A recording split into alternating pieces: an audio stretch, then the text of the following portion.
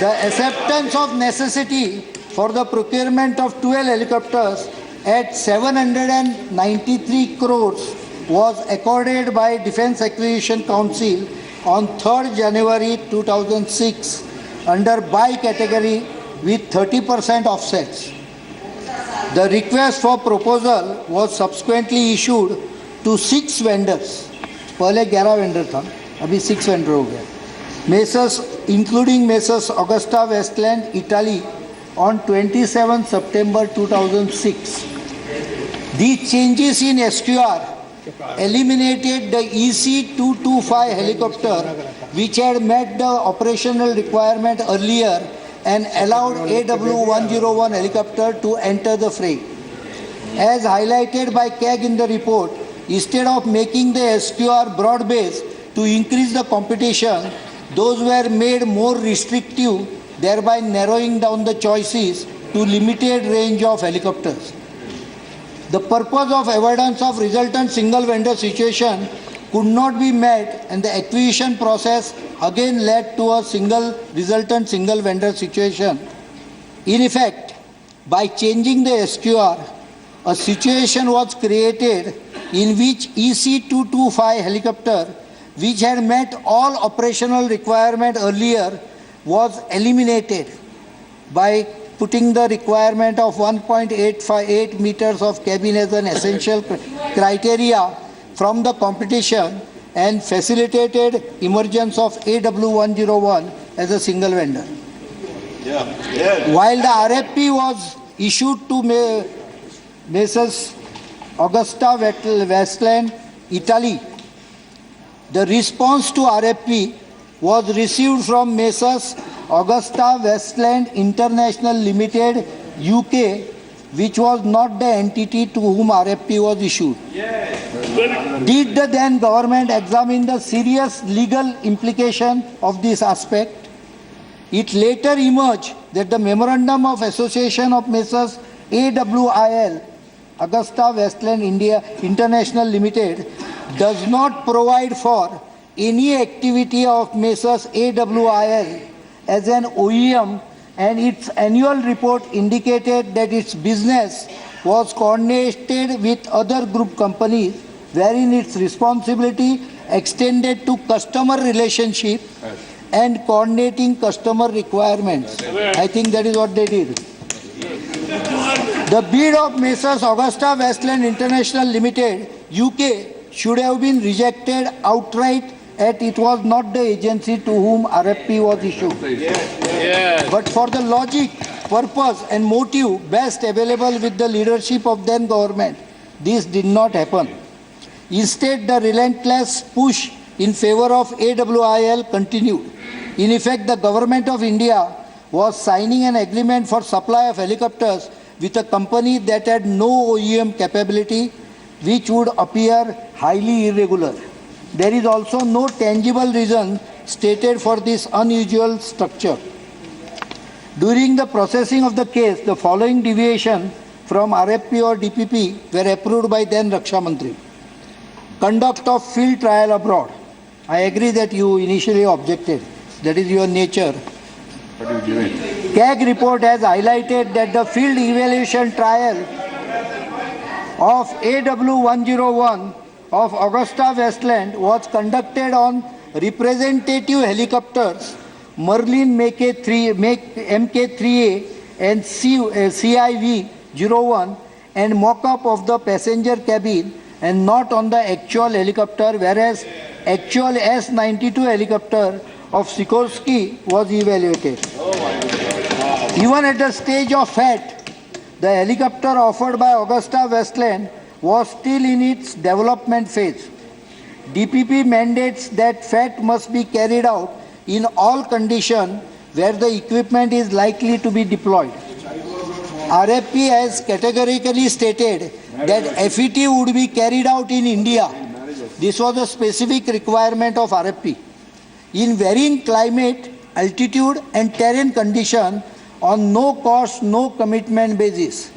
Conduct of trial in India is extremely critical, especially for helicopters meant to carry VVIPs, because the terrain, climate, topography conditions greatly vary with those of USA and UK.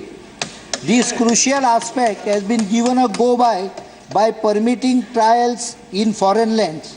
The serious nature of deviation from standard FET conditions for AW101 in terms of trials being held outside India and not on the actual helicopter was exacerbated by the fact that even at the time of FAT, the Augusta Westland helicopter was in development stage. Speaker sir, this created some problems.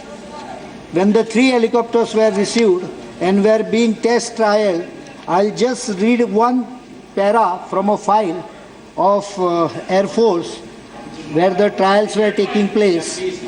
One para only. At Srinagar, 5,400 feet mean sea level, effective payload of this helicopter is nil. Oh my goodness. In OGL configuration at all ranges of temperature. Even in IGE configuration, a reduced payload is to be accepted.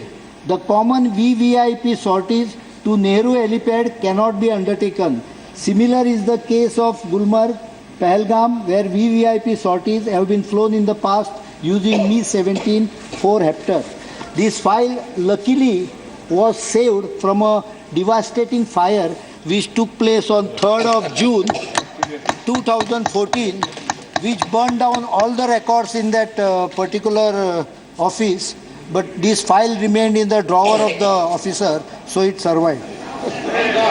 Additional commercial codes. This could not be further verified because obviously the helicopter was stopped from testing after that. Additional commercial codes sought from both the vendors. Third, acceptance of partial compliance of the 2 SQR in respect of AW101 non-VIP version helicopter. Neither S92 nor AW101 fully complied with SQR in the FAT. However, AW101 was recommended for induction in spite of emerging as a single vendor by waiving of 2 parameters, while no such concession was granted to S92. The warranty of 3 years to 2,000 hours, whichever is earlier on the airframe, and 3 years or 1,200 hours, whichever is earlier on the engine offered by Messrs. Sikorsky, and 3 years 900 hours, whichever is earlier offered on the whole helicopter by Messrs. AWIL, was accepted instead of RFP stipulation of 3 years 900 hours, whichever is later. Acceptance of option clause for 3 years instead of 5 years.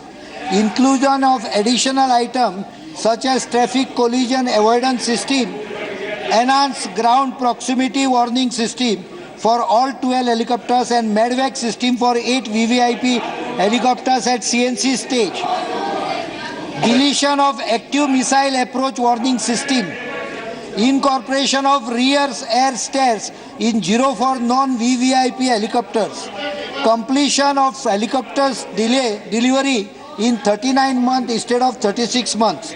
The accepted principle in procurement is that the deviation must be approved only under exceptional circumstances for robust rationale and exercising extreme caution. The numerous deviation approved appears to flout these norms, as has always been pointed out by the Controller Auditor General in their report. The CAG report has highlighted that the allowed offsets were not compliant with DPP, and many Indian offset partners were not eligible. Augusta Westland gave a year-wise breakup of work from 2011 to 2014 to be executed by IDS Infotech under this offset program, even though the work has been completed well before the conclusion of the contract in 2010. Now this is very important. Investigation in the matter so far revealed involvement of IDS Infotech as a conduit for transfer of bribe money. We have already taken court orders also on that. That I will explain on what action we have taken. The benchmark cost arrived by CNC was unreasonably high and had provided no realistic basis for price negotiations. The benchmark cost as worked out by CNC was euro 727 million, approximately rupees 4877.50 crores, which is 6 times the estimated total project cost of 793 crores in January 2006. In January 2006, wherein the estimated unit cost of AW101, this is very important, was considered as rupees 100 crore, approximately euro 15 million at the time of SOC, when the recommendation was given for acceptance of RFP. This was the price quoted by Air Force, 100 crores, that is 15 million euros.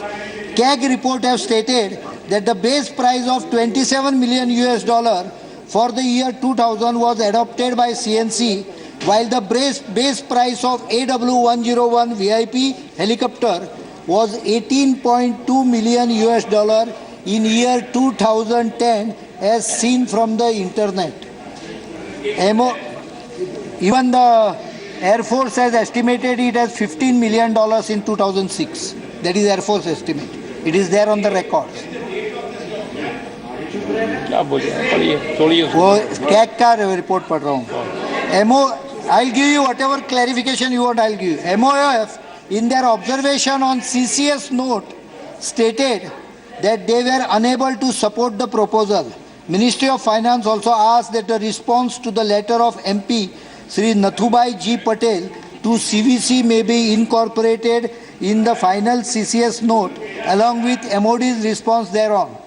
The salient observation was based on above issues, final negotiated price being high as compared to estimated AON cost, SQR not being broad-based, while the proposal for ROE was rejected for want of EMD and integrity pack. The other two were considered despite certain features of both proposals not conforming to RFP requirement. The remaining two vendors were allowed to submit additional commercial quotes, and later Messrs AWIL was allowed to make correction in its EMD and integrity pact. FET not conducted in Indian condition. During FET-SE, the helicopters offered from Messrs Sikorsky was not accepted due to non-compliance with certain requirements and partial compliance with certain others, while the helicopter offered by Messrs AWIL was accepted despite partial compliance with certain requirements, and changes to the technical requirements made after opening of price bid and changes to certain terms and conditions of RFP made. Similar concerns were raised by MP before CVC, stating that the case is in violation of CVC norms.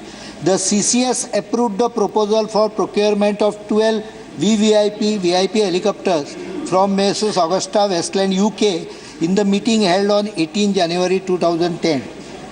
For the following reason, Augusta Westland helicopters have been selected after multi-vendor competition bid, for which RFP has been issued to 6 vendors, out of which only 2 vendors responded. Augusta Westland helicopter was the only helicopter that met the SQR frame for VVIP version and the operational requirement. The other helicopters participating in the trial did not meet the SQR. The present fleet of VVIP helicopters will complete their total technical life in year 2010. The RFP for the present procurement was issued on 27 September, and any further delay would jeopardize the requirement